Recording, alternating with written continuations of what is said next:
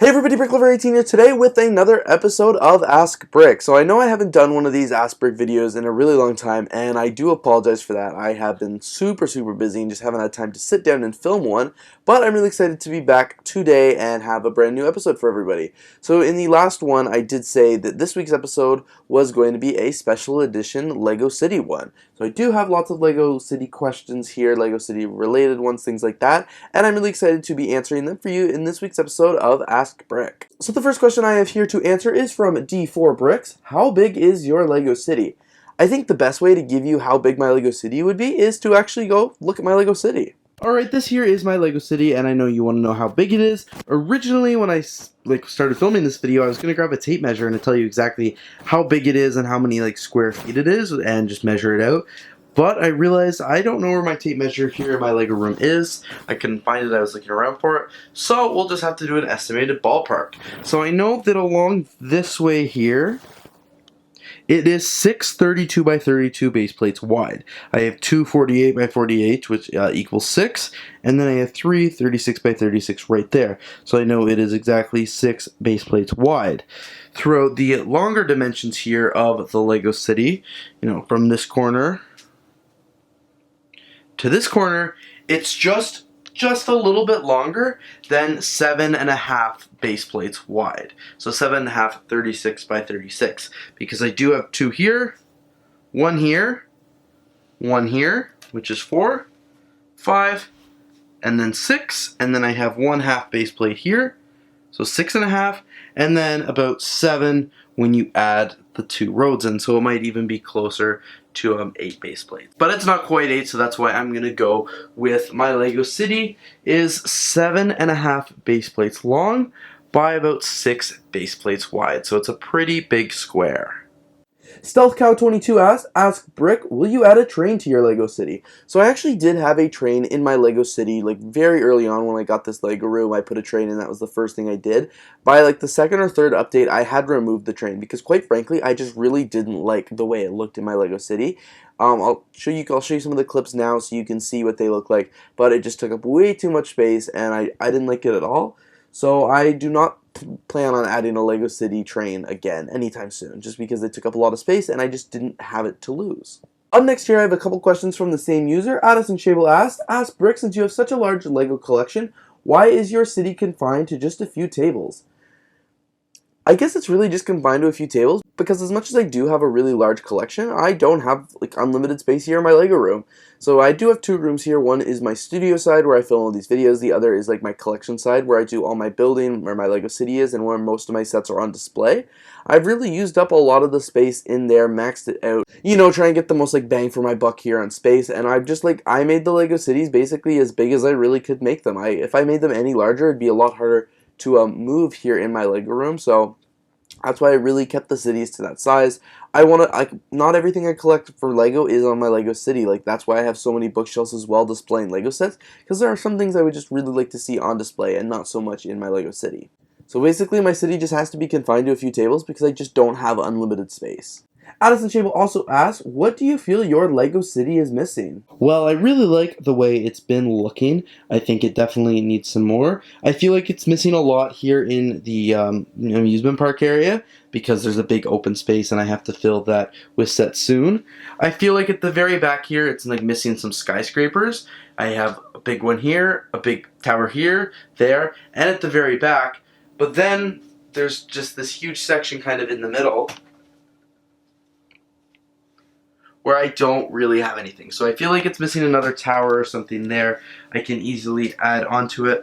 Also would like to add a tile square kind of back into the Lego City. But I guess right now as I'm filming this video, the really big things I feel like I'm missing is one really tall skyscraper in the back and the amusement park area, because I feel like I have good plans for it, but it's just not quite there yet.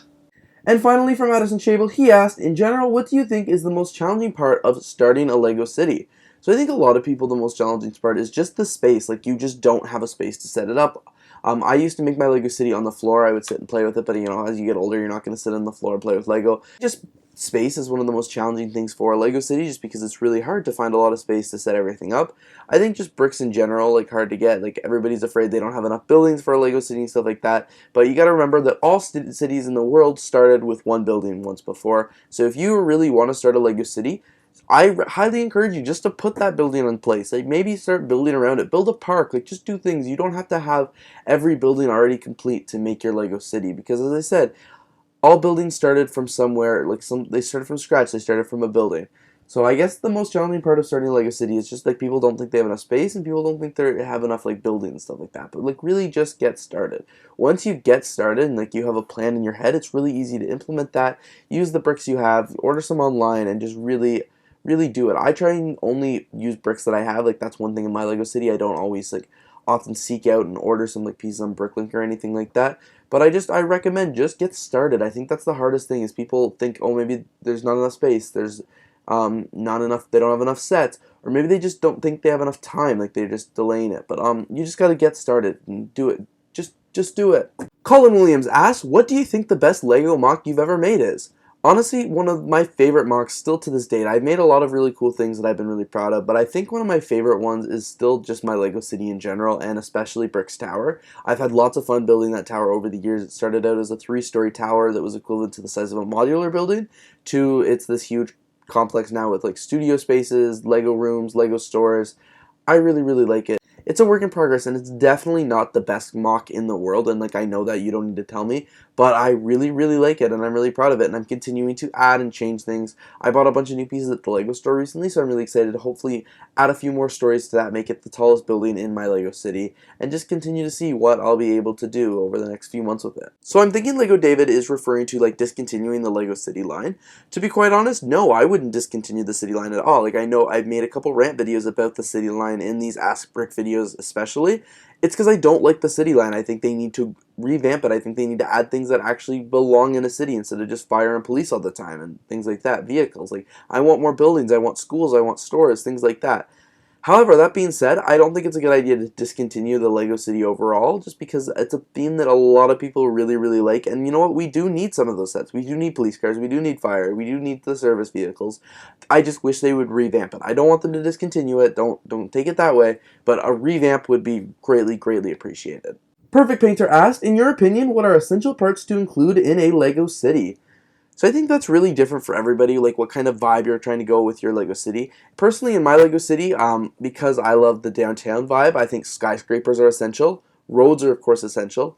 Lots of people, plants, and things like that. A little park area, because there's always parks, even in these like huge, giant cities. And just lots of stores, police, fire, a hospital. Things like that all are pretty essential to me for a Lego City. There's a user here who I'm really sorry, but I don't know how to say your name, and I don't even know how to guess. But your question was, what are your thoughts of a Lego city with custom buildings only? I think it would be really cool. So I think that would be really cool as well. Like, I think Jang, he started to do that several years ago. He wanted a city with all custom buildings. He realized it was way too much for him at the time, and now his city does have non-custom things in it. But I think it'd be really cool and really unique if it was a Lego city, like, just entirely custom.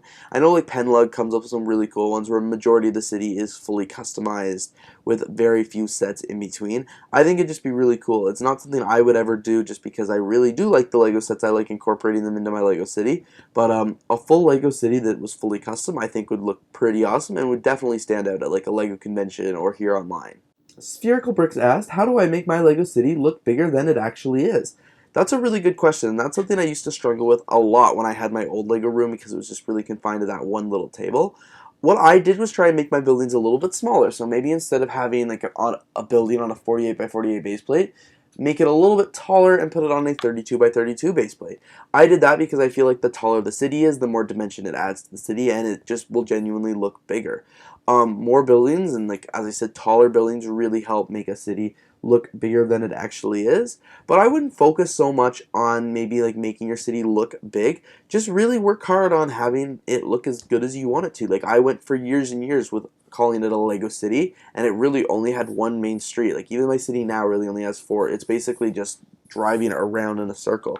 But I still really, really like it. It means a lot to me. Skyscrapers and people and just giving the city life makes it look a lot bigger than it really is. But really don't worry how big it looks, just focusing on the quantity. Like if your city's amazingly detailed and it's only one road, nobody's going to care. But if it's like but if you're spending so much time focusing on making it look bigger than it really is, like people are going to notice, and they want quality over quantity. Thanks everybody so much for watching this Thanks everybody so much for watching this episode of Ask Brick. This episode was dedicated entirely to LEGO City and LEGO City related questions. Really hope you enjoyed this video, and if you have any more questions about LEGO cities or anything like that that I didn't tackle in this video, please feel free to let me know, and I'll definitely make sure I address them in another Ask Brick video. This video was pretty short. There wasn't too many questions to go through, but it was still a lot of fun, and I think these are pretty interesting questions. So if you do have Ask Brick questions about my LEGO City, or just LEGO in general, my life, anything at all, leave them down in the comments below, because next week's Ask Brick episode will be back to regular scheduled programming. So thank you so much for watching. If you did enjoy this video, don't forget to leave a like, comment, and subscribe, and we'll see you in the next one.